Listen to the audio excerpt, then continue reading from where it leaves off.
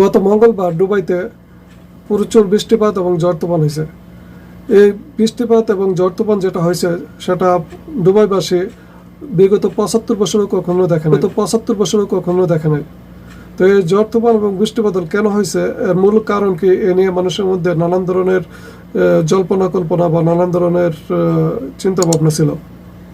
তো কিছু কিছু মিডিয়াতে যেটা প্রকাশ করছে সেটা হচ্ছে যে দুবাইয়ের যে আবহাওয়া অধিদপ্তর আছে, সে আবহাওয়া অধিদপ্তর থেকে বলা হয়েছে যে সোমবারে একটা কাউন্সিটি করা হয়েছে, যেটার মাধ্যমে কৃত্রিমভাবে বৃষ্টি ঘটানো হয়েছে। তো কৃত্রিমভাবে বৃষ্টি কীভাবে ঘটানো হয়, যে আকাশের মধ্যে এরকম আমি দিয়ে দিচ্ছি, স্ক্রিনে দেখেন আপনারা, আকাশের মধ্যে কেমিক্যাল ছড়াই দিয়ে মেঘ যেগুলো আছে মেঘগুলোকে গলাইয়া তারপরে বৃষ্টি আকারে পরিণত করা। তো এটা মানুষের দ্বারা সৃষ্টি। আল্লাহ একবার মানুষ যে কত ধরনের সৃষ্টি বা কত ধরনের কত কিছু করতেছে, আল্লাহ তালার নিয়ামত যেটা আমাদেরকে আল্লাহ তালা দিছে, প্রাকৃতিক নিয়ামত, যেটা আকাশ, জমি, তারপরে আবহাওয়া, এগুলো প্রাকৃতিক নিয়ামত। এটার ভিতরে গিয়ে মানুষ হাত দিয়ে বসে। তো এটার মধ্যে হাত দেওয়ার কারণেই এই প্রাকৃতিক নিয়মের ভিতরে গিয়ে হাত দেওয়া তারা প্রাকৃতিকভাবে বৃষ্টি ঘটাইছে। তো এরকম বৃষ্টি হয়েছে যেটা 1 বছরের বৃষ্টি একসাথে একদিনে হয়ে গেছে, যার কারণে এখন দুবাইবাসী সব ডুবে মরতেছে। তো দুবাইবাসী ডুবে মরতেছে, ফ্লাইট বাতিল হয়ে গেছে, তারপরে রাস্তাঘাট সব কিছু পানিতে তলিয়ে গেছে। আপনারা তো দেখছেনই অলরেডি, সবাই দেখে ফেলাইছেন।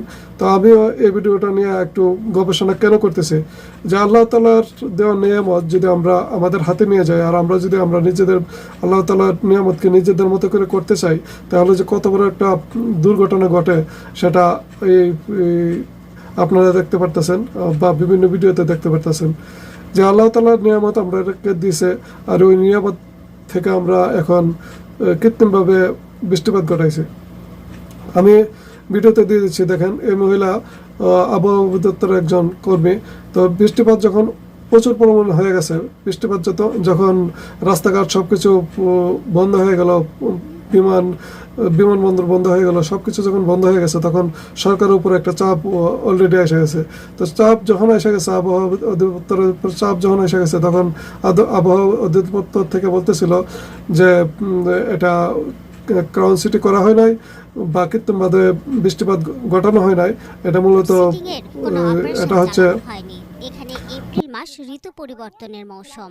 আসলে আবহাওয়ার ঋতু পরিবর্তনের কারণে আবহাওয়া পরিবর্তনের কারণে এরকমটা হয়েছে। তো আসলে আমরা যদি নিজেদের মতো কইরা মানুষ যদি আল্লাহ তালার প্রাকৃতিক সম্পদের উপর হাত দেয়, তাহলে কত বড় যে একটা ক্ষতি হইতে পারে বা কতটুকু যে সমস্যা হইতে পারে, এটাই একমাত্র দুবাইবাসী এখন বুঝতেছে। বাংলাদেশের সাথে বা বিভিন্ন দেশের সাথে প্রায় হাজারো ফ্লাইট বাতিল, দুবাইয়ের সাথে কোনো ফ্লাইটই চলতেছে না। এখন পর্যন্ত দুবাইয়ে কোনো ফ্লাইট সচল হয় নাই। এখন পর্যন্ত রাস্তাঘাট সহ বিমানবন্দর সহ সব কিছুতে পানি আর পানি। আর দুবাইতে এরকম বৃষ্টিপাত কখনো ঘটে নাই, যেটা বৃষ্টিপাত হইলেই পরে পানি নিষ্কাশন হয়ে যাবে বা এরকম হয়ে যাবে।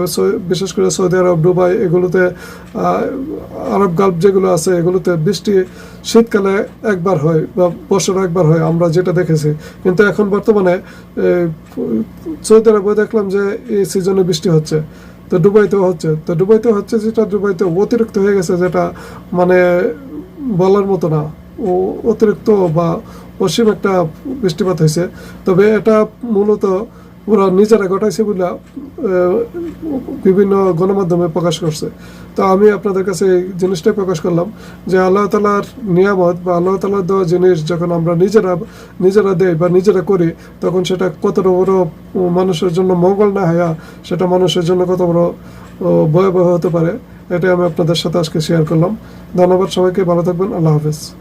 আর ভিডিওগুলো আমি যেগুলো সংগ্রহ করছি, এটা আসলে বিভিন্ন গণমাধ্যম থেকে সংগ্রহ করা বা বিভিন্ন গণমাধ্যমের থেকে সংগ্রহ করে তারপর আমি আপনাদের কাছে প্রকাশ করি। তবে আমার এই বলার মধ্যে বা আমার এই তথ্যের মধ্যে হয়তো ভুল থাকতে পারে। ভুল থাকলে আমাকে ক্ষমা দৃষ্টিতে দেখবেন।